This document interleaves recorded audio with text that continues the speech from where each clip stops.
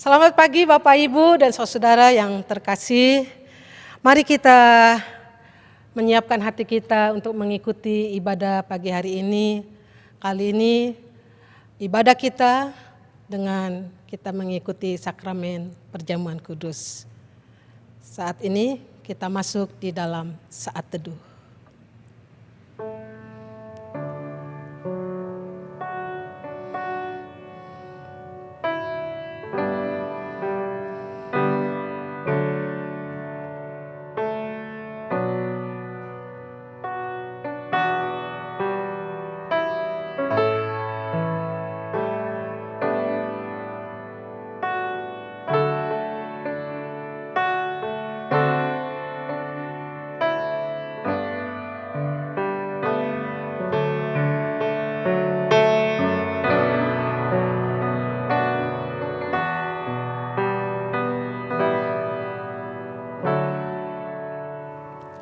Saya mengajak untuk Bapak dan Ibu, saudara untuk berdiri. Panggilan ibadah pagi hari ini terambil dari Mazmur 8 ayat yang kedua. Ya Tuhan, Tuhan kami, betapa mulianya nama-Mu di seluruh bumi, keagungan-Mu yang mengatasi langit dinyanyikan. Ibadah umum pagi hari ini kita mulai dengan sebuah pengakuan bahwa pertolongan kita ialah dari Tuhan yang menjadikan langit dan bumi. Kasih karunia dan damai sejahtera dari Allah, Bapa kita, dan dari Tuhan Yesus Kristus menyertai kita sekalian. Dengan tetap berdiri, kita katakan kepada Bapa kita, dengan menyanyikan mulia bagi Allah.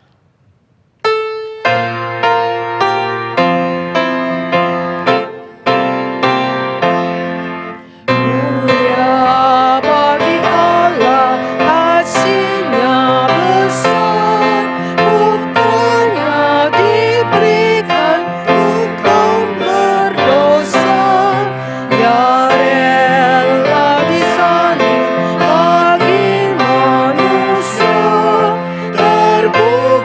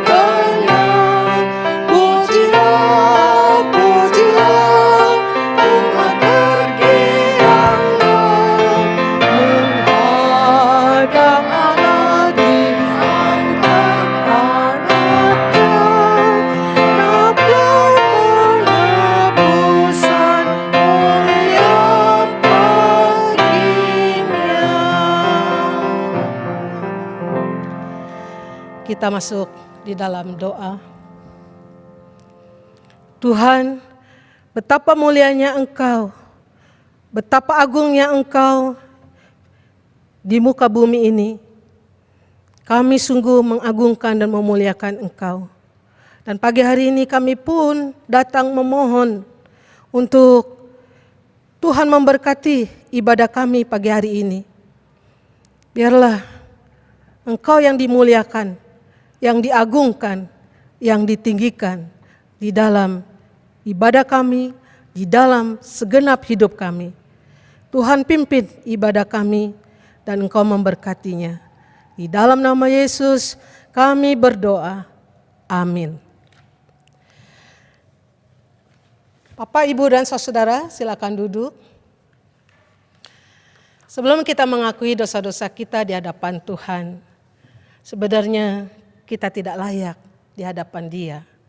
Karena kita adalah orang-orang yang seringkali mendukakan, yang mengecewakan Tuhan di dalam hidup kita.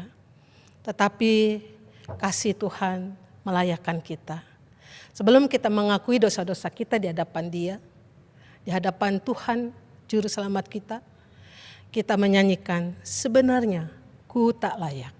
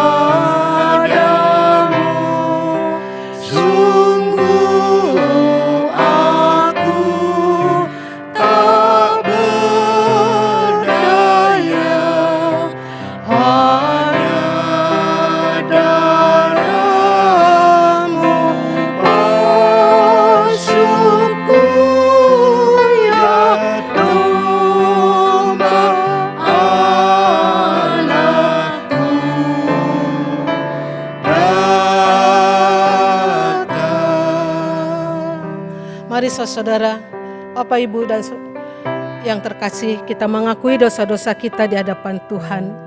Mari kita berdoa. Ketika kami melihat diri kami, ya Tuhan, siapakah kami ini? Kami sungguh tidak layak di hadapan Tuhan. Karena dosa-dosa kami, karena kami orang yang belum taat, masih melalaikan cita-cita Tuhan di dalam hidup kami. Karena itu, dengan segenap hati kami mengakui segala dosa-dosa kami. Kami membawa segala pelanggaran-pelanggaran kami.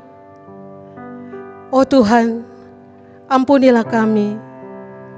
Kami percaya Engkau adalah Tuhan yang Maha Kasih, yang melayakkan kami, juga memberikan pengampunan, memberikan untuk kami disucikan hidup kami oleh darah-Mu yang kudus.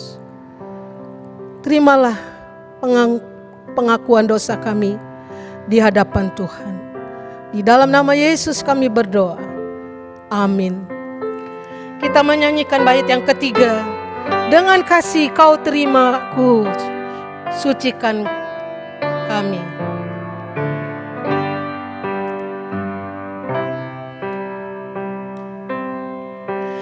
Dengan kasih Kau terimaku, sucikanku, selamatkanku, janji-Mu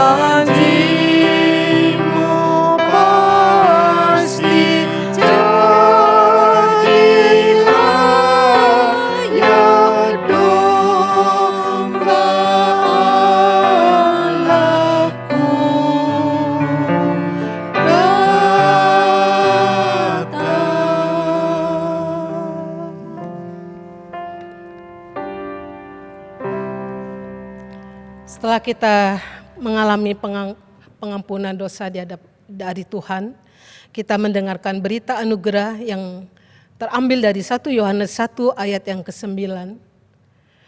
Jika kita mengaku dosa kita, maka Ia adalah setia dan adil, sehingga Ia akan mengampuni segala dosa kita dan menyucikan kita dari segala kejahatan.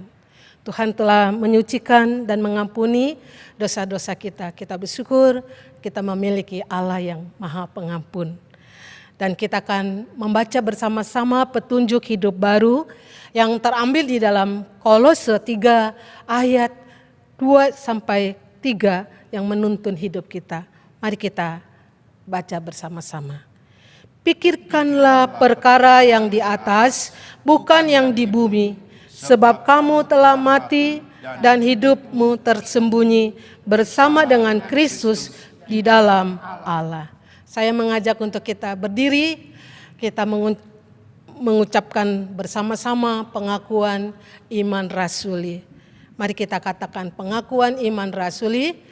Aku percaya kepada Allah, Bapa yang Maha Kuasa, Khalik langit dan bumi, dan kepada Yesus Kristus, anaknya yang tunggal Tuhan kita, yang dikandung dari Roh Kudus, lahir dari anak darah Maria, yang menderita sengsara di bawah pemerintahan Pontius Pilatus, disalibkan, mati dan dikuburkan, turun ke dalam kerajaan maut, pada hari yang ketiga, bangkit pula dari antara orang mati, naik ke surga, duduk di sebelah kanan Allah, Bapa yang Maha Kuasa, dan dari sana Ia akan datang untuk menghakimi orang yang hidup dan yang mati. Aku percaya kepada Roh Kudus, gereja yang kudus dan persekutuan orang kudus, pengampunan dosa, kebangkitan tubuh, dan hidup yang kekal. Amin. Silakan duduk. Kita siapkan hati kita untuk mendengarkan firman Tuhan yang akan disampaikan oleh hambanya Pendeta Tikijo. Mari kita nyanyikan lagu Jalan Hidup Orang Benar. Kita menyanyikan dengan semangat Jalan Hidup Orang Benar.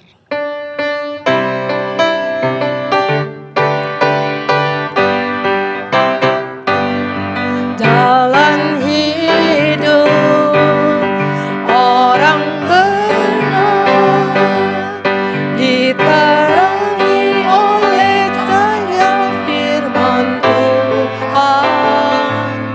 Jalan hidup orang benar semakin terang hingga remang tengah hari. Apabila dia jatuh, tidak lagi biarkan sampai terpena, sebab tangan Tuhan jua yang menopangnya dan membangunkan dia kembali. Jalan hidup orang benar diterangi oleh cahaya firman Tuhan. Jalan hidup orang benar semakin terang hingga rembang tengah hari.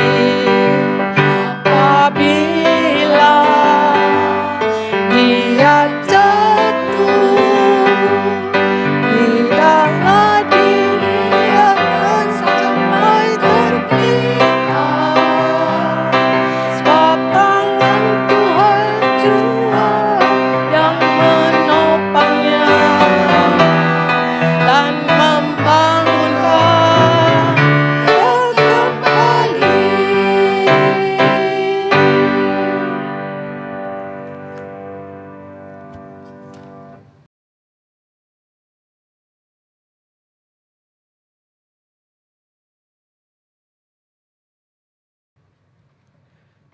Mari saudara-saudara, kita bersama-sama berdoa sebelum kita membaca firman Tuhan. Dan hari ini kita juga akan menyiapkan hati untuk menerima sakramen perjamuan kudus. Mari kita berdoa. Tuhan, terima kasih pagi hari ini Engkau mengumpulkan kami kembali untuk beribadah. Dan kami bersyukur karena kami sudah memasuki minggu yang pertama di bulan Oktober ini. Tuhan, kami hendak merenungkan firman-Mu dan kami mau mengingat Engkau di dalam perjamuan kudus. Berkatilah kami ya Tuhan, supaya melalui ibadah kami pada pagi hari ini, sungguh kami dituntun untuk mengerti kebenaran-Mu, dan kami juga dituntun untuk mengingat akan kasih-Mu, dan biarlah kami hidup berjalan di dalam tuntunan-Mu sendiri di dalam hidup kami. Terpujilah nama-Mu Tuhan, berkatilah kami, demi Kristus Yesus Juru Selamat kami yang hidup, kami berdoa dan mengucap syukur. Amin. Saudara-saudara, kita hari ini bersyukur sudah memasuki bulan Oktober. Kita bersyukur Tuhan memelihara hidup kita. Nah, hari ini kita akan bersama-sama merenungkan firman Tuhan dengan tema pertobatan Paulus.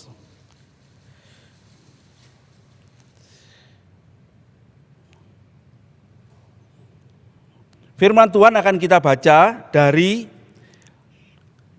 Kisah Para Rasul, pasal yang ke-9, ayat 1 sampai ayat yang ke-9. Kisah Para Rasul, pasal 9, ayat 1 sampai ayat yang ke-9. Beginilah firman Tuhan. Sementara itu, berkobar-kobar hati Saulus untuk mengancam dan membunuh murid-murid Tuhan. Ia menghadap imam besar dan meminta surat kuasa daripadanya untuk dibawa kepada majelis-majelis Yahudi di Damsyik, supaya jika ia menemukan laki-laki atau perempuan yang mengikuti jalan Tuhan, ia menangkap mereka dan membawa mereka ke Yerusalem. Dalam perjalanannya ke Damsyik, ketika ia sudah dekat kota itu, tiba-tiba cahaya memancar dari langit mengelilingi dia. Ia rebah ke tanah dan kedengaranlah olehnya suatu suara yang berkata kepadanya, "Saulus, Saulus, mengapakah engkau menganiaya aku?" Jawab Saulus, "Siapakah engkau Tuhan?" Katanya, "Akulah Yesus yang kau aniaya itu. Tetapi bangunlah dan pergilah ke dalam kota, di sana akan dikatakan kepadamu apa yang harus kau perbuat." Maka termangu-mangulah teman-temannya seperjalanan, karena mereka memang mendengar suara itu, tetapi tidak melihat seorang juga pun. Saulus bangun dan berdiri, lalu membuka matanya, tetapi ia tidak dapat melihat apa-apa. Mereka harus menuntun dia masuk ke Damsyik. 3 hari lamanya ia tidak dapat melihat, dan 3 hari lamanya ia tidak makan dan minum. Berbahagialah kita sekalian yang membaca firman Tuhan, menyimpan dalam hati kita, dan melakukannya di dalam hidup kita. Bapak Ibu Saudara yang dikasihi Tuhan, bagian firman Tuhan yang kita baca tadi bercerita tentang bagaimana Paulus bertobat. Kita sudah belajar beberapa waktu yang lalu bagaimana Paulus itu adalah orang yang memulai diperkenalkan oleh Alkitab sebagai orang yang melawan Tuhan, menganiaya jemaat Tuhan. Tetapi kemudian kita melihat bahwa bagaimana dia itu menjadi seorang rasul yang begitu luar biasa dipakai oleh Tuhan. Nah, saudara-saudara, pada bagian yang kita baca ini, dalam 9 ayat itu kita melihat ada yang menarik, yaitu kita melihat perubahan yang terjadi di dalam diri Paulus. Sehingga boleh dikatakan firman Tuhan yang kita baca tadi berisi 3 bagian. Ya. Bagian yang pertama itu berbicara tentang Paulus yang bersemangat untuk memusnahkan Injil Yesus. Dikatakan di situ, sementara itu berkobar-kobar hati Saulus untuk mengancam dan membunuh murid-murid Tuhan. Kata saudara-saudara, Ini gambaran Paulus yang sedang melawan Yesus Kristus itu. Kata berkobar-kobar hati Paulus itu sebetulnya dalam bahasa asli itu bisa dalam arti Paulus itu bernafas dalam kemarahan, begitu ya. Bernafas dengan kemarahan untuk membunuh murid-murid Tuhan Yesus.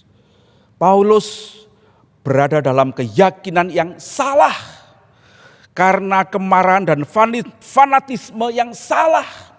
Dia menganggap orang-orang yang ikut Tuhan Yesus itu adalah orang-orang yang melawan hukum Taurat.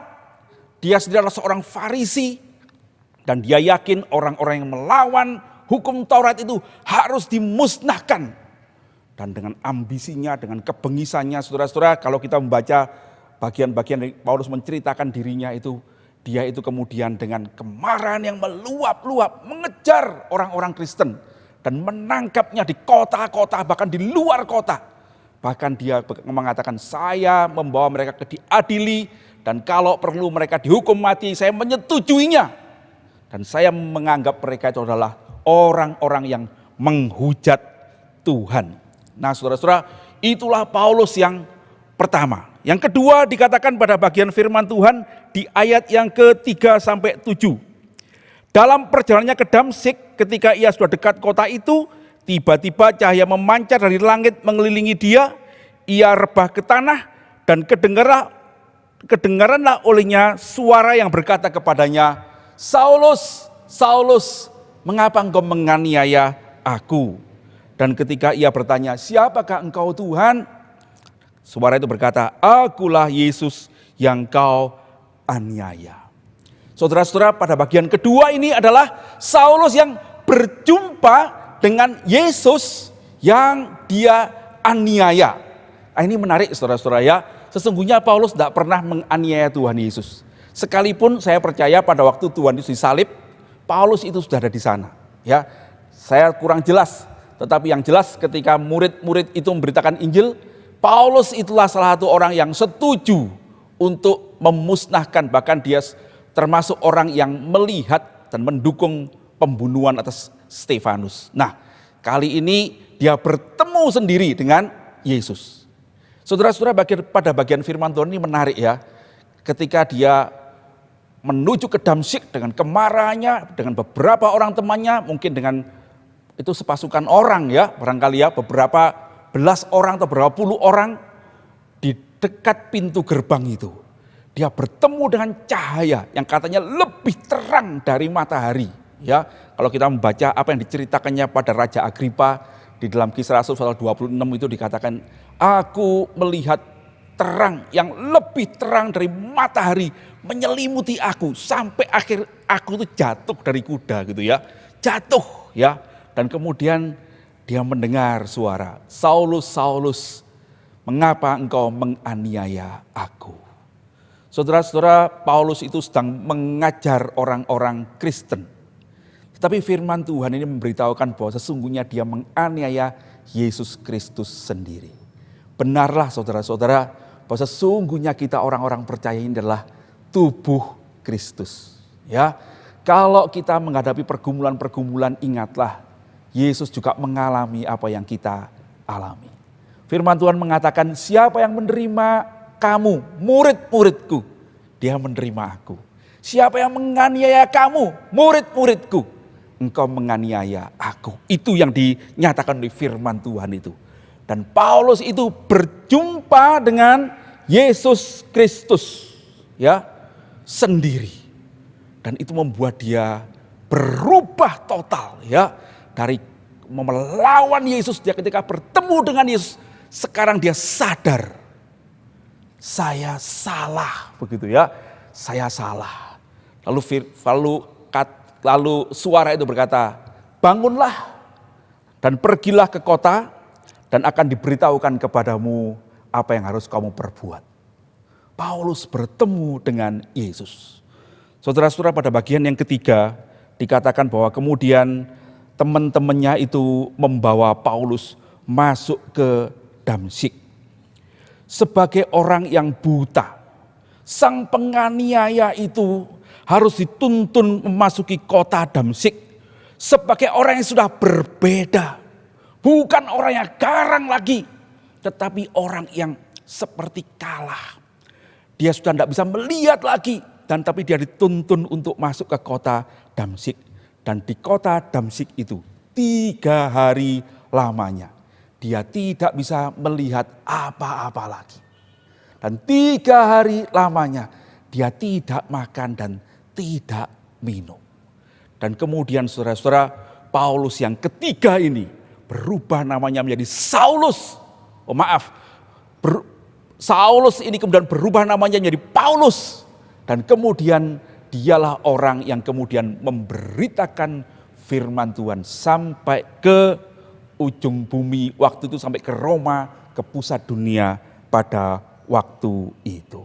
Saudara, menarik sekali ya, ada seorang teolog yaitu Spurgeon berkata begini tentang Paulus yang memasuki kota Damsyik itu. Jadi penganiaya yang hebat itu yang sesungguhnya datang ke Damaskus sebagai seorang pemenang untuk menghancurkan orang-orang percaya. Sekarang harus memasuki kota itu sebagai seorang tawanan. Bahkan tawanan untuk selama-lamanya yang ditawan oleh imannya sekarang di dalam Kristus Yesus. Itu yang dikatakan oleh Paulus kemudian, sesungguhnya aku ini adalah orang yang menjadi tawanan Kristus. Ya, aku ini tawanan Kristus. Karena itu aku harus memberitakan Injil. Nah, saudara-saudara sekalian, bagian firman Tuhan ini mengajarkan kepada kita beberapa hal yang penting untuk kita renungkan. Yang pertama, saudara-saudara, dari firman Tuhan yang singkat 9 ayat itu kita bertemu dengan kebenaran bahwa yang pertama, rencana dan panggilan Tuhan itu tidak pernah bersalah. Rencana dan panggilan Tuhan itu sempurna. Saudara-saudara sekalian, Paulus ketika bertemu dengan Tuhan Yesus itu kemudian menyadari bahwa apa yang terjadi di dalam hidupnya itu sungguh adalah rencana Tuhan yang mulia. Saudara-saudara, kemudian dia menulis di kitab Galatia itu bahwa kemudian dia menyadari sesungguhnya yang terjadi dalam hidupku itu bukan suatu yang tidak ada artinya. Tetapi itu maksud Tuhan yang memilih aku sejak dari dalam kandungan, kata dia. Ya, saudara-saudara, Tuhan menyiapkan Paulus di dalam keluarganya, di dalam pendidikannya, bahkan di dalam kesalahan-kesalahannya, kemarahan-kemarahannya, kejahatan-kejahatannya. Ketika dia kemudian membunuh Stefanus, menganiaya orang Kristen, apa yang terjadi? Sesungguhnya rencana Allah itu terjadi, bukan? Karena tindakan Paulus, kekejamannya itu, orang Kristen keluar dari Yerusalem, terpencar memberitakan Injil ke Samaria. Kita membaca pada minggu yang lalu bagaimana Filipus memberitakan Injil ke Samaria dan kemudian bertemu dengan orang Ethiopia dan kemudian Injil mulai diberitakan sampai keluar Yerusalem. Orang-orang percaya tidak bisa tinggal di Yerusalem karena ada siapa? Ada Paulus ini yang memimpin penganiayaan atas mereka. Nah, saudara-saudara, maksud Tuhan terlaksana karena Tuhan mengatakan kamu akan jadi saksiku di Yerusalem, di Yudea, di Samaria, sampai ke ujung bumi. Kalau orang-orang cuma tinggal di Yerusalem, tidak keluar Injil itu. Tetapi Paulus di dalam segala kejahatannya, kuasa Tuhan tetap berlaku. Lalu pada saat yang tepat, ketika tiba waktunya, ketika orang Kristen sudah terserak, dan kemudian Injil sudah diberitakan keluar Yerusalem, sekarang waktunya Tuhan itu menemui sendiri Paulus. Begitu ya, di pintu gerbang di Damsyik itu. Ya, dan peristiwa itu saudara-saudara membuat Paulus mengalami trauma yang luar biasa. Saudara pernah tahu ada acara di televisi namanya Titik Balik, gitu ya. Titik Balik itu biasanya bercerita tentang orang-orang yang melakukan banyak hal kejahatan lalu mengalami peristiwa yang traumatis, begitu ya. Entah itu mengalami kejadian yang mengerikan atau dia mengalami kejadian yang kebaikan yang luar biasa, lalu dia bertobat. Ini yang dialami Paulus, saudara-saudara. Dia mengalami trauma yang luar biasa, titik balik. Tuhan menyatakan sendiri kepada dirinya, dia datang dalam terang yang lebih terang daripada matahari. Saudara-saudara sekalian, peristiwa ini menjadi tonggak yang tidak pernah bisa dilupakan Paulus.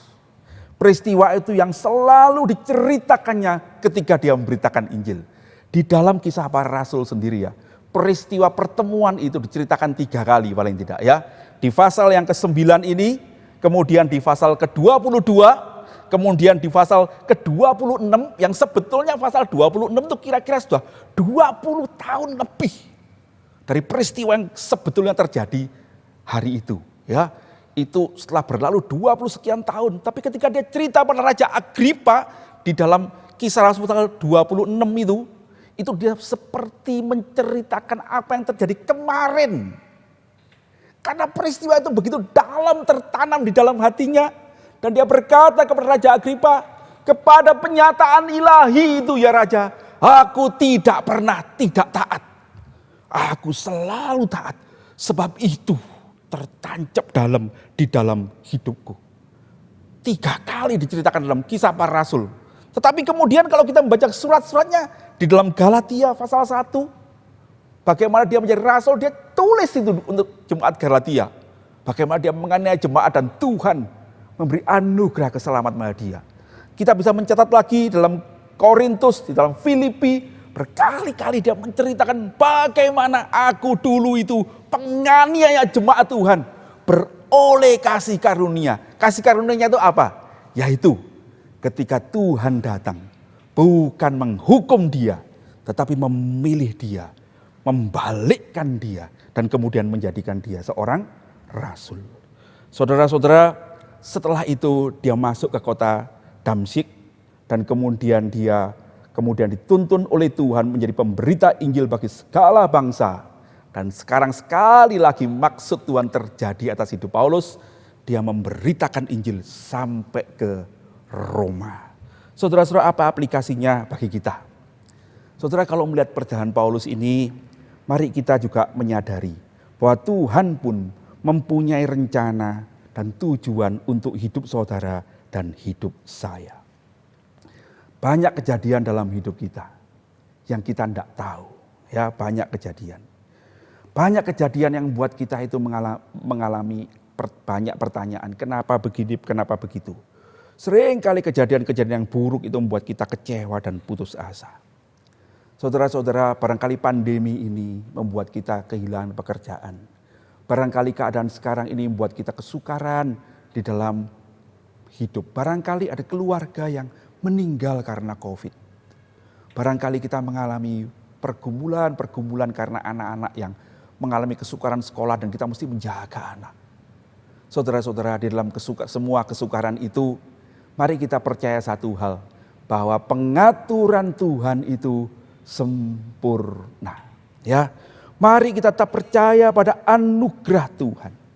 Percaya pada pengaturannya yang baik bagi kita. Dan biar dalam menghadapi semuanya itu, kita tidak memandang pada kejadian-kejadian yang terjadi. Tetapi kita memandang pada Tuhan yang mempunyai langit dan bumi yang mengatur semuanya itu.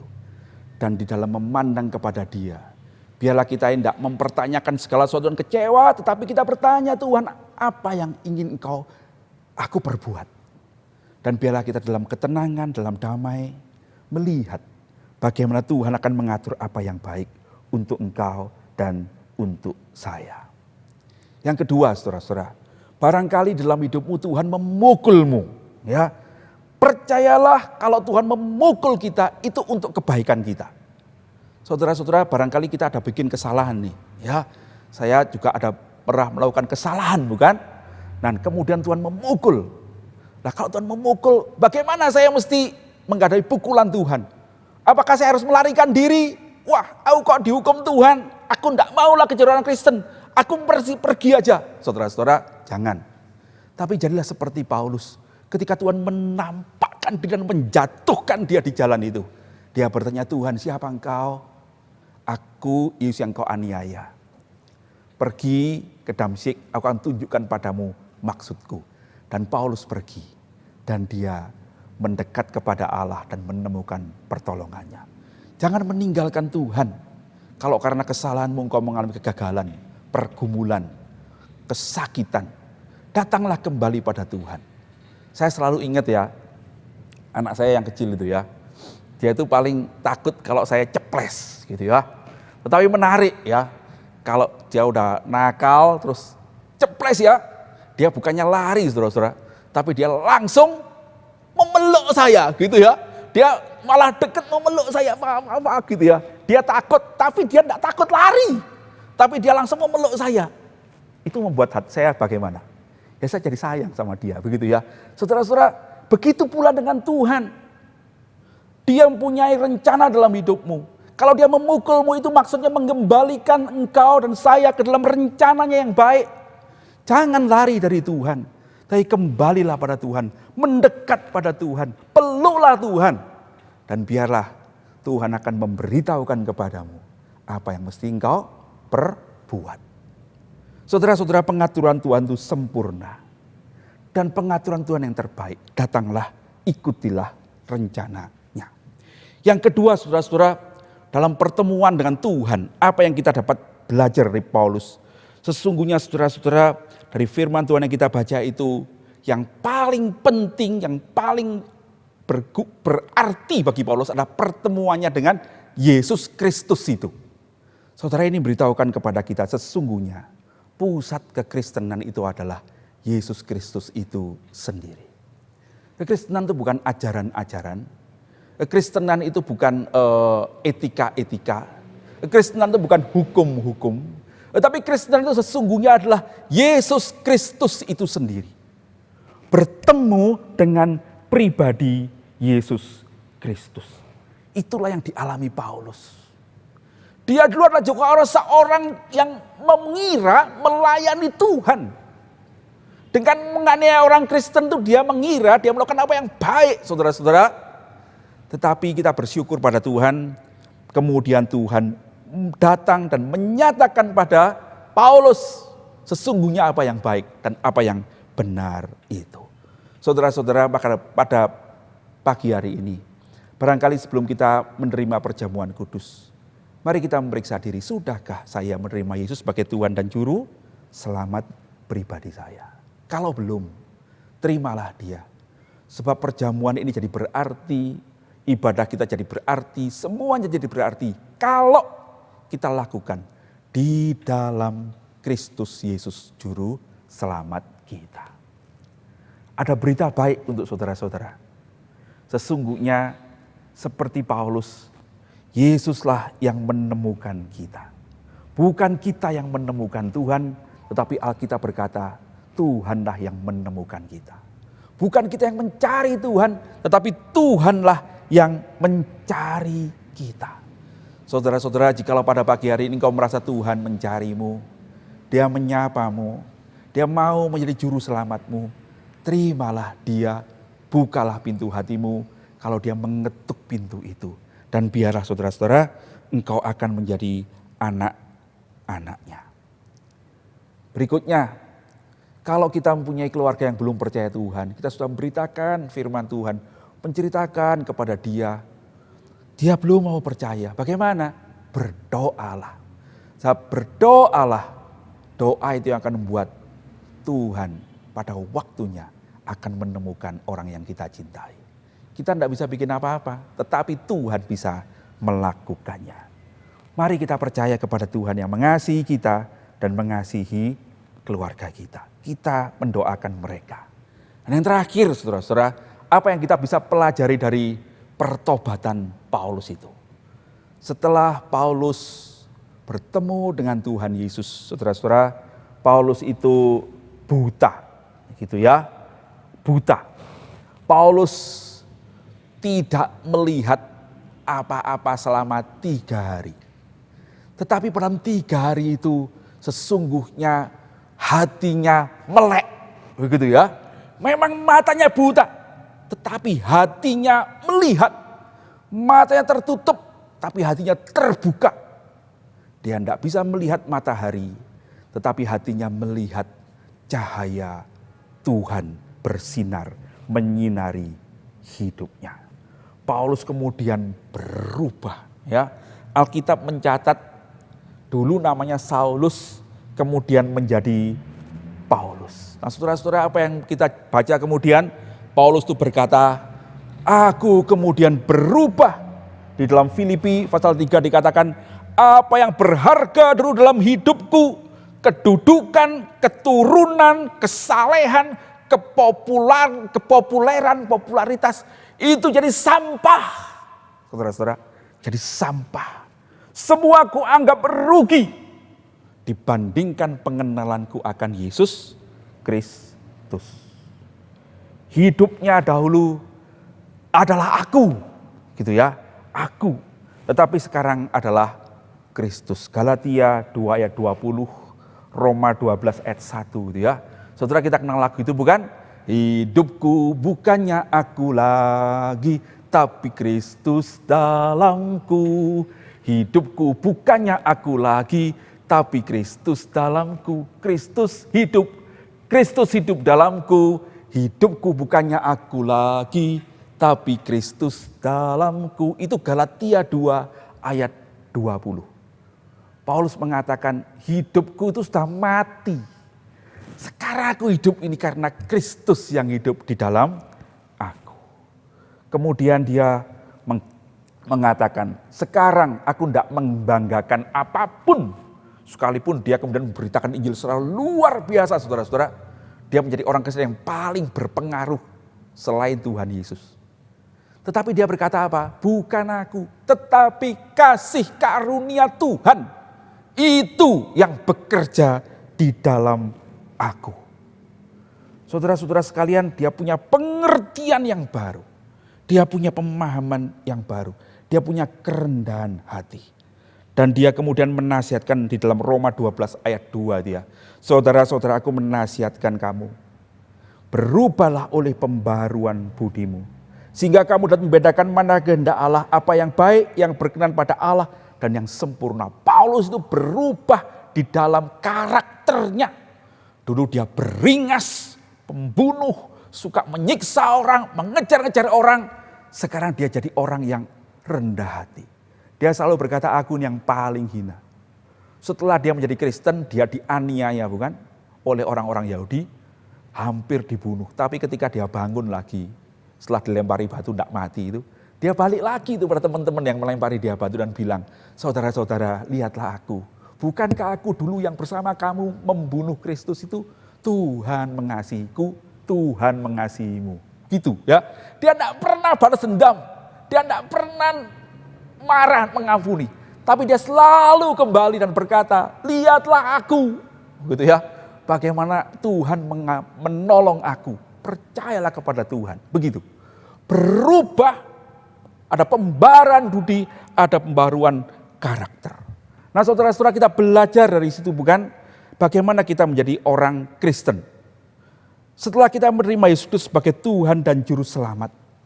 Apakah yang berharga dalam hidup kita?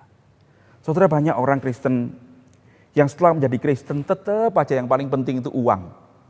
Paling penting cari duit. Ya toh? Paling penting ya cari kedudukan ya. Bahkan setelah jadi orang Kristen, yang paling penting ya pacarku gitu ya. Kalau demi dia ya aku pindah agama. Misalnya gitu loh. Saudara-saudara, setelah jadi Kristen, apa yang berharga dalam hidupmu? Paulus itu bertobat. Dan pertobatan itu adalah artinya perubahan. Bukan cuma penyesalan.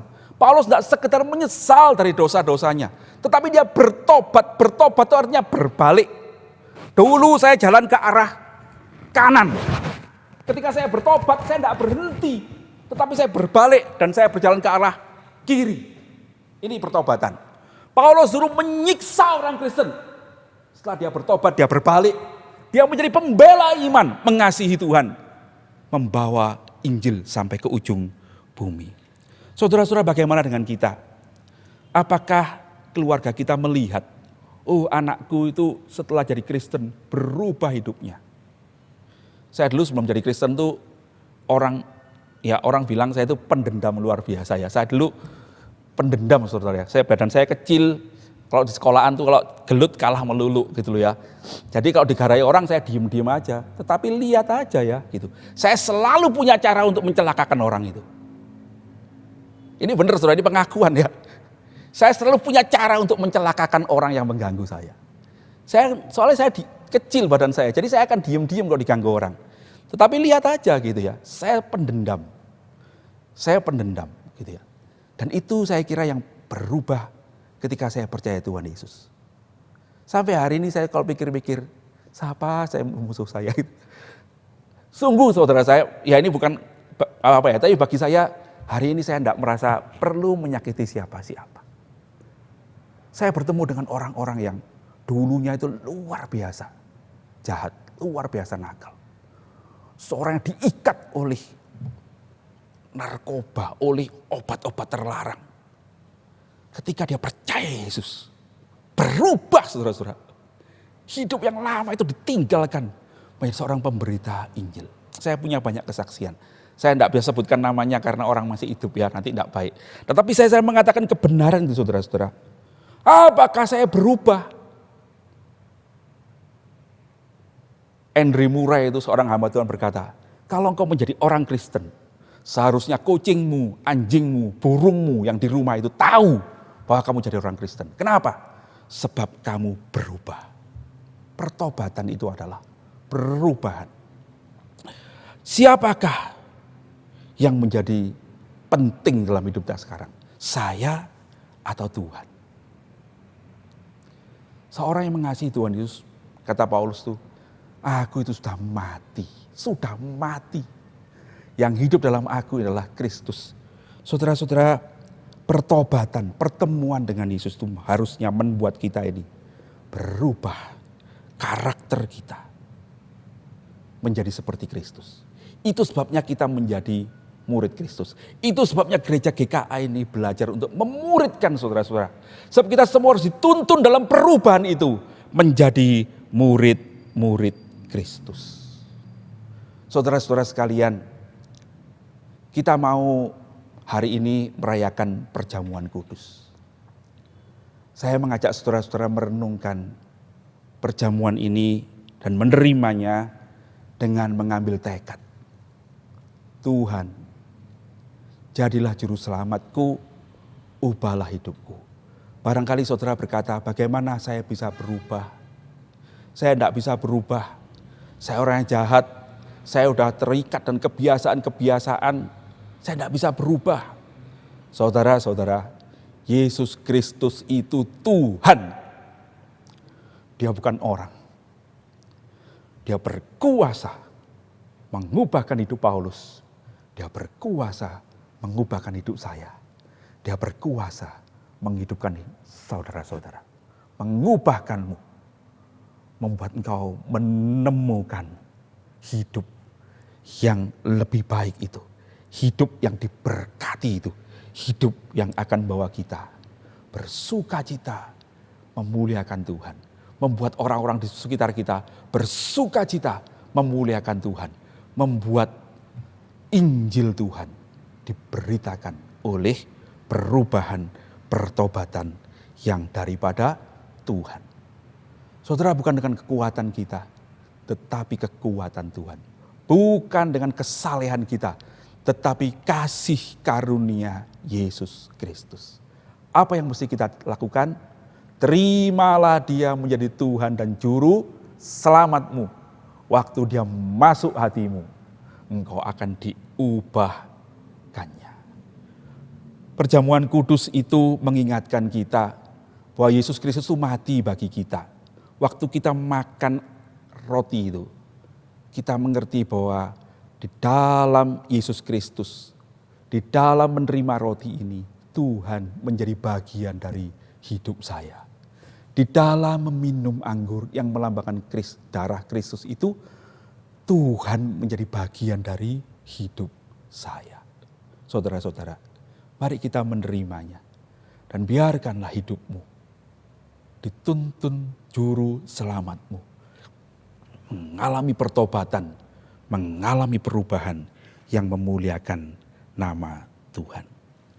Mari kita menyiapkan hati kita dalam perjamuan kudus, kita berdoa terlebih dahulu.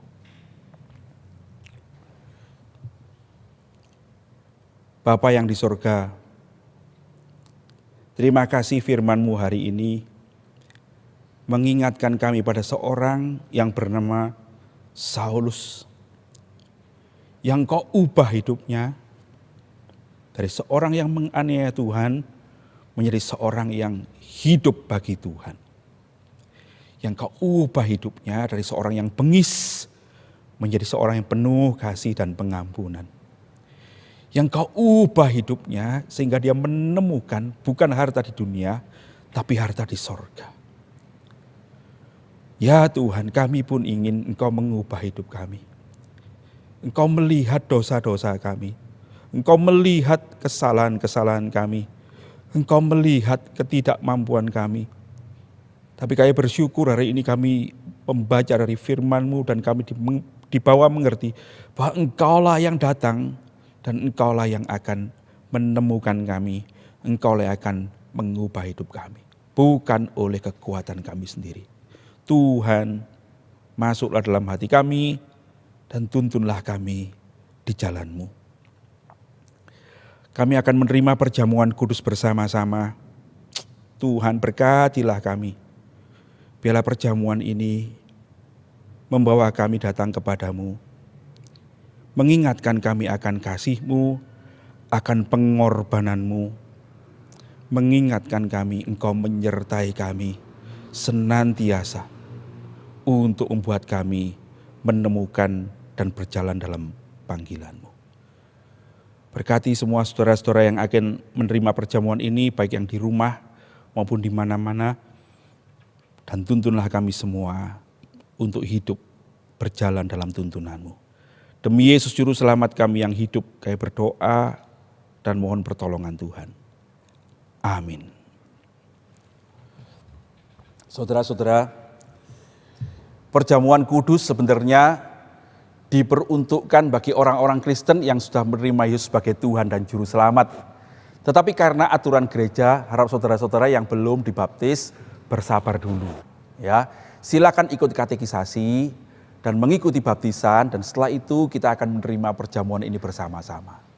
Untuk saudara-saudara yang sudah dibaptis dari gereja manapun juga, saudara menerima baptisan dalam nama Allah Bapa, Allah Putra, dan Allah Roh Kudus, mari mengikuti perjamuan ini. Karena di dalam Yesus Kristus Tuhan kita ini satu tubuh adanya. Mari saudara-saudara kita menyiapkan hati kita untuk menerima perjamuan. Kita akan menyanyi pujian Ingatlah Aku.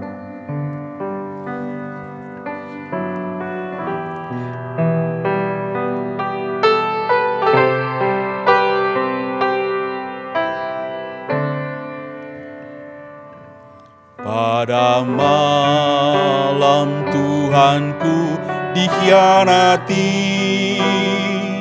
dipecahkan roti dan berkata, ambillah pecahan tubuhku untukmu, minumlah darah tercurah bagimu.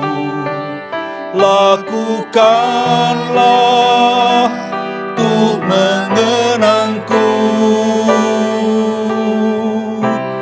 mengenangku.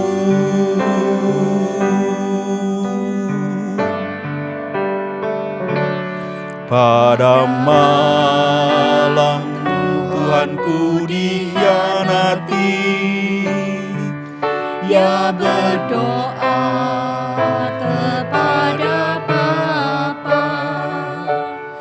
singkirkanlah cawan pahit dariku, tapi biarlah kehendak-Mu yang jadi. Dalam pergumulan Kau mengingatku. Saya undang rekan-rekan majelis untuk maju ke depan. Ingatku.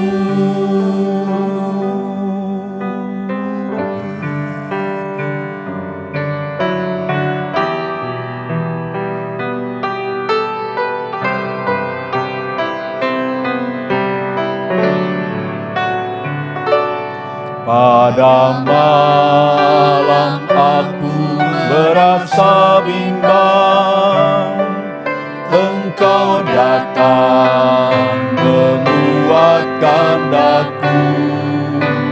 Saat menerima darah dan tubuhmu, saat renungkan doa Getsemani, pasti Tuhan Kau mengingatku,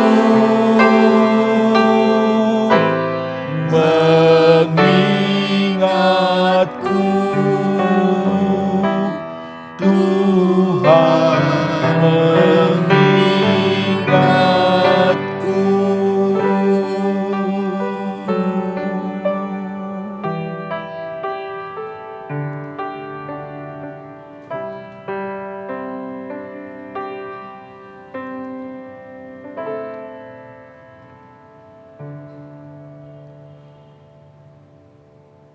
Pada malam, waktu Tuhan Yesus diserahkan, Ia mengambil roti, mengucap syukur atasnya, memecahkannya, dan berkata, "Inilah tubuhku yang dipecahkan bagi kamu.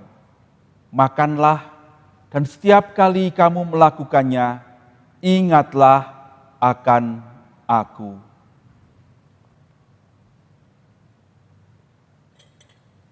Kemudian Tuhan Yesus mengambil cawan setelah makan dan berkata, "Cawan ini adalah cawan perjanjian baru yang dimeteraikan dengan darahku, darah yang ditumpahkan bagi keselamatan banyak orang, bagi pengampunan dosa.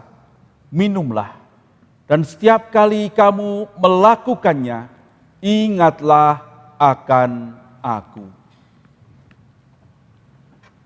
Setiap kali kita makan roti ini dan minum dari cawan ini, kita memberitakan kematian Tuhan sampai Ia datang.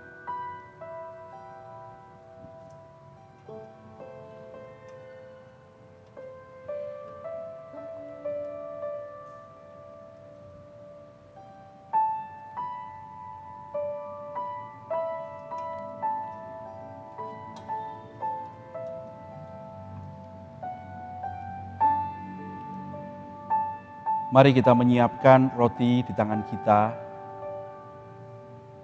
Sebelum kita menerimanya, mari kita berdoa. Terima kasih untuk tubuh yang sudah dipecahkan bagi kami ya Tuhan, supaya oleh penderitaan, oleh salib, oleh kematian yang Kau terima, kami beroleh hidup yang kekal.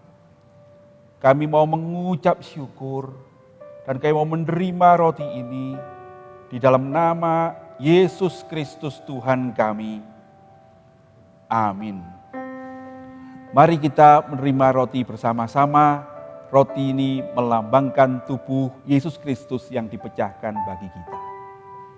Mari kita menerimanya bersama-sama.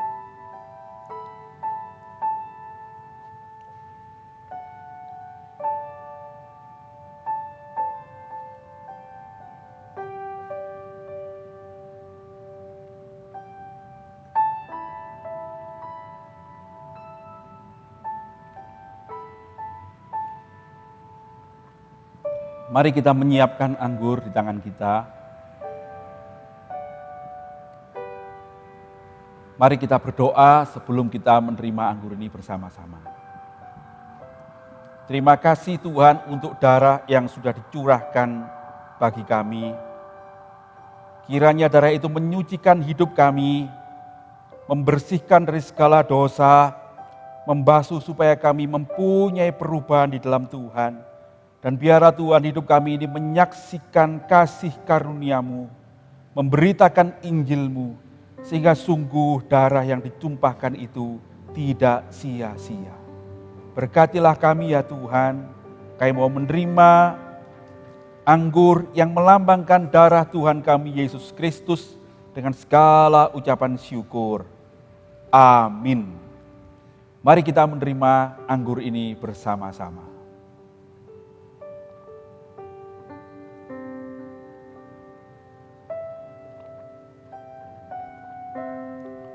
Mari kita berdoa.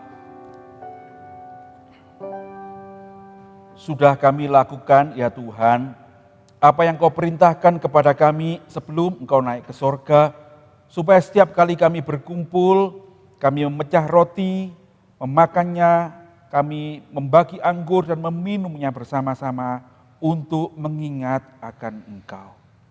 Sekarang tuntunlah kami, supaya ingatan itu selalu ada dalam hati kami. Supaya kami selalu ingat kasih-Mu yang mulia itu, yang menebus kami dengan darah yang begitu mahal, dengan tubuh yang begitu mahal.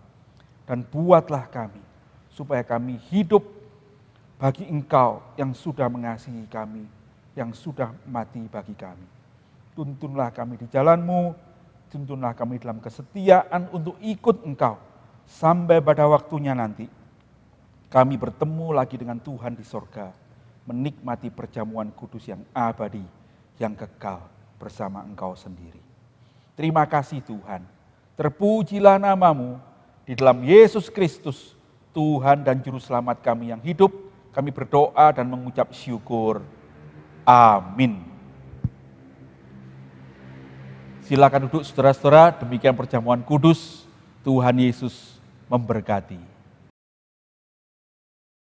Kita sudah mendapatkan firman Tuhan yang menuntun di dalam hidup kita sebagai orang yang sudah diubahkan oleh Tuhan. Dan sekarang ini kita juga mengungkapkan rasa syukur kita, terima kasih kepada Tuhan akan berkat-berkat yang Tuhan sudah berikan di dalam hidup kita.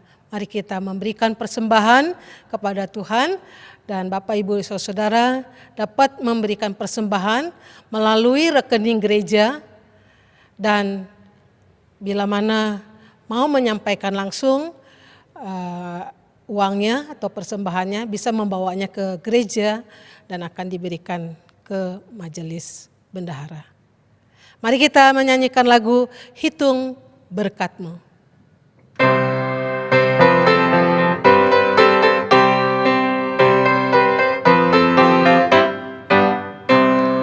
Bila gelombang kehidupan menimpa, hati jadi takut dan putus asa.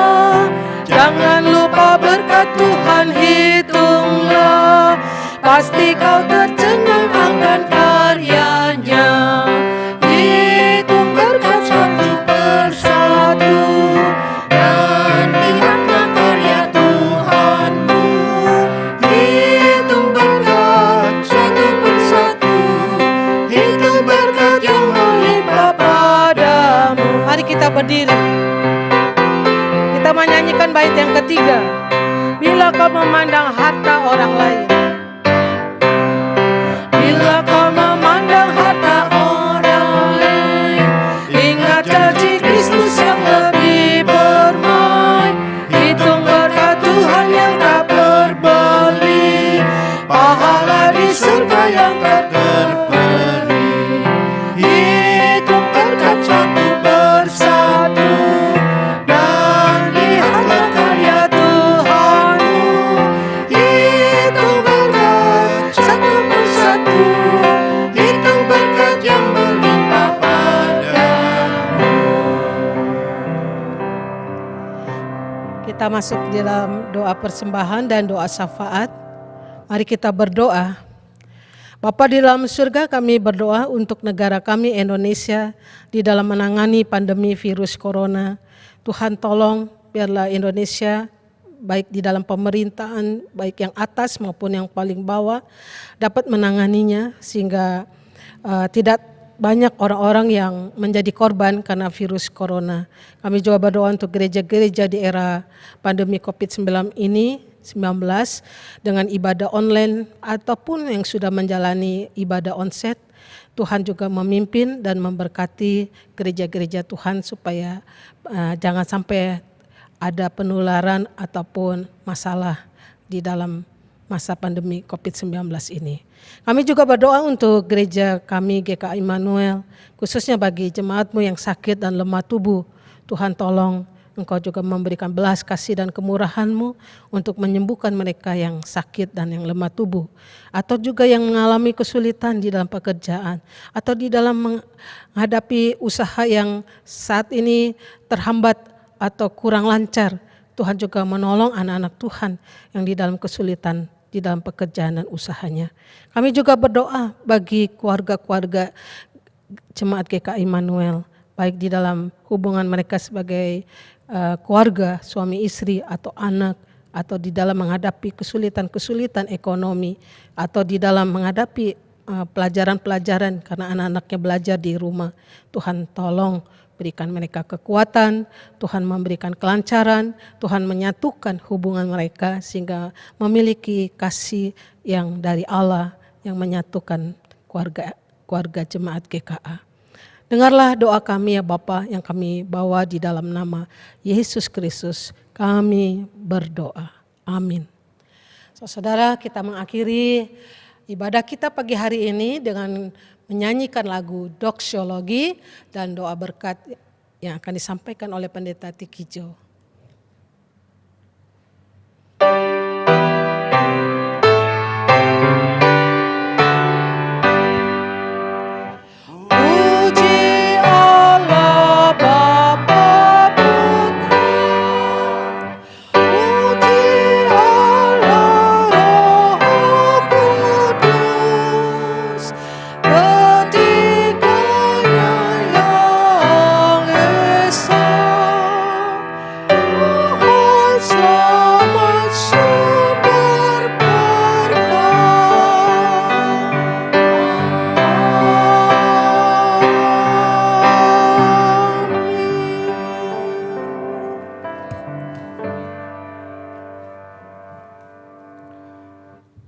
Jemaat yang dikasihi Tuhan, sekarang arahkanlah hatimu kepada Tuhan dan terimalah berkat Tuhan menyertai hidup saudara-saudara. Kiranya kasih karunia, damai sejahtera, pimpinan dan tuntunan dari Allah Bapa, Allah Putra dan Allah Roh Kudus menyertai saudara-saudara sekalian, hidup memuliakan Tuhan, hidup menjadi berkat bagi sesamamu, hidup menemukan sukacitamu di dalam mengikut Dia dari sekarang ini sampai selama-lamanya. Amin.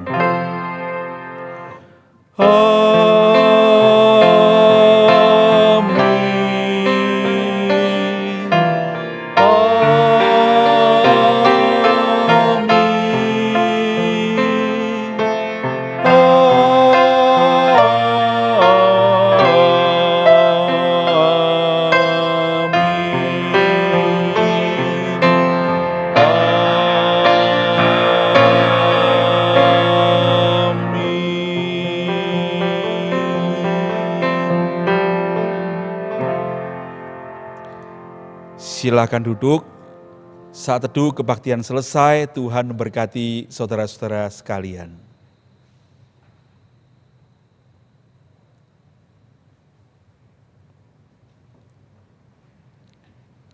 Saudara-saudara, kita akan memperhatikan beberapa warta.